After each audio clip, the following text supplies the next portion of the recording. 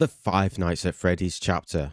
Was that the bite of 87? It's right around the corner, and I don't think there's a more anticipated chapter for Dead by Daylight within and outside the DBD community than this one, and rightly so. It's a chapter people have been asking for years. However, this chapter has a big chance to negatively affect the game, and we're not talking about his power or the perks or the map or anything like that. I think all that's going to be fine. We don't have any information on it, but I can trust that it's probably going to be okay. Well, given the track record, the map's probably going to be, you know.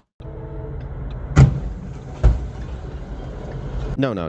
I just think that the novelty of Five Nights at Freddy's is going to wear off on this community extremely quickly, and I have quite a lot of evidence to back it up. It's going to be nothing but Springtraps and exceptionally long killer queues. There you go. If the why is all you care about, there's your answer. I'm not going to make you sit here through this video just to listen to why. Now, this isn't an Amber Turd trial. Well, objection, hearsay. We deal with facts. So let's get into the facts. This is one of the only chapter releases that will bring in new players because FNaF-centered content creators, specifically on YouTube, are actually advertising this collab. This isn't the subject of this video, but it is important and a perspective you won't hear within this community before, because all the creators are veterans while I'm relatively new. DBD has a big issue where it doesn't really gain any new players because its marketing is so astonishingly bad. Now, it's important to note that when I say the marketing is bad, I'm not talking about things like the cinematics that they do. Those are fantastic, they're extremely well done. It's just that you don't actually see these cinematics unless you play DBD. And even if you do play DBD, I'm willing to bet a fair few of you don't even see the marketing until it's the cutscene that plays when you boot up the game.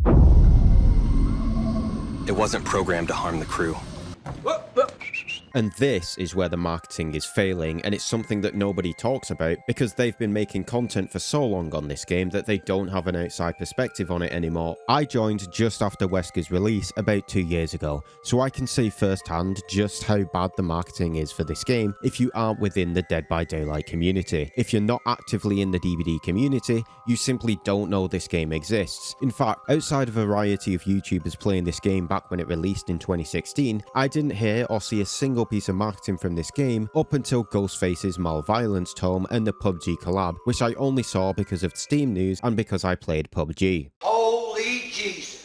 I played primarily shooters like COD, PUBG and Apex. I actively followed the gaming industry, and it took a collab with PUBG for me to know that this even existed. For comparison, Warzone, the Battle Royale component for Call of Duty, recently reintroduced Verdansk as a map. Now, I'm willing to bet that most people watching this video knew this happened. That's what good marketing is. Dead by Daylight doesn't do this, it's just an echo chamber where the only people who know what's going on with Dead by Daylight are people within Dead by Daylight. If you're wondering just how bad it is, Resident Evil has 2 different chapters in this game. I've played almost every single Resident Evil game from 4 onwards and the remakes, and I didn't even know this game existed. Now, this is important because for once a DLC chapter is going to attract a lot of new players, which is something no other chapter has really done to this extent, simply because FNaF creators on YouTube are well aware of this collab and actively advertising it. Now, here's where it starts to get bad. Who remembers about 3 weeks ago when we got the new Tokyo Ghoul chapter?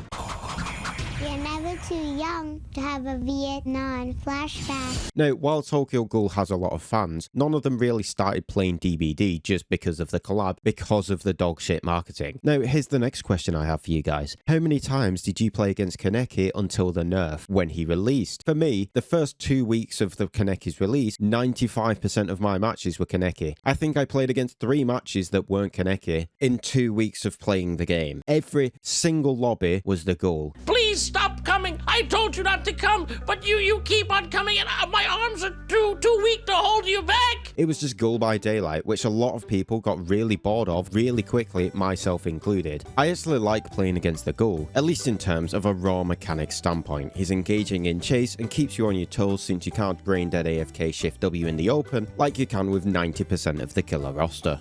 The Shift W, so fucking butt. Oh, good. It's so engaging gameplay here, guys. I can barely contain my excitement. Oh, and the pre-drop.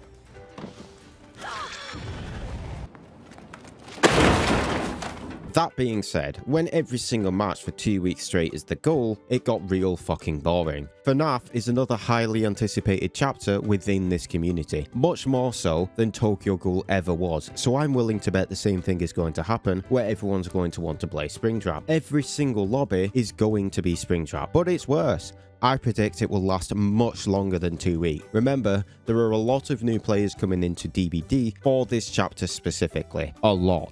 I don't like where this is going. Which means we are now going to have a chapter more popular than Tokyo Ghoul by a country mile, and new players coming into the game specifically to play the content from this chapter.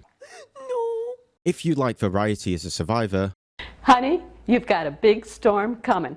It is going to be Springtrap every single match. But wait! There's more! Some of you are probably thinking, oh well, I play killer, so I don't care. It's a killer-only chapter, guys. Oh no. Oh no, indeed, Pinhead. The queue times for killer right now have still not settled since the Tokyo Ghoul drop. They are still way longer than the survivor queue times and way longer than they were before Kaneki dropped. So we have a killer-only chapter of the most anticipated collab this game has ever seen, with an unprecedented amount of new players coming into the game wanting to play the new character.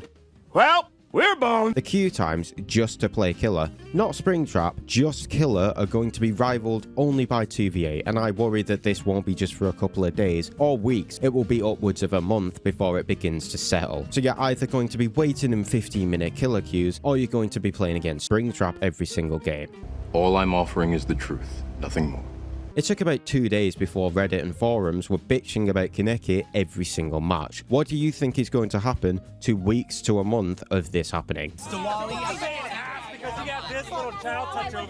This is the reality that nobody is seemingly talking about, and I'm genuinely worried. The only way that this won't happen is if Springtrap is so bad that nobody wants to play them except for the new players, which I think we can all agree is not going to happen. In fact, I predict that to retain all these new players, Springtrap is going to be one of, if not the strongest licensed killer that this game will ever have, and they'll stay that way for the remainder of this game's lifespan. This is the point in a video where I foolishly give behavior some way to address the problem in which I bring up, which they're inevitably going to ignore. I will never make a criticism if I don't have a resolution. They need to release 2 game modes where one of them you can't play Springtrap. That way, if you're a survivor and you don't want to play versus Springtrap every single fucking game, you can jump in this queue, and if you just want to play any killer in the game that isn't Springtrap, you aren't in the Springtrap polluted queue, and you might actually find a match, and then you keep this in the game until the hype dies down. That's the only solution that I can think of. They are doing a game mode where you can only play the FNaF map in it anyway, so they can just plop that into this. Otherwise,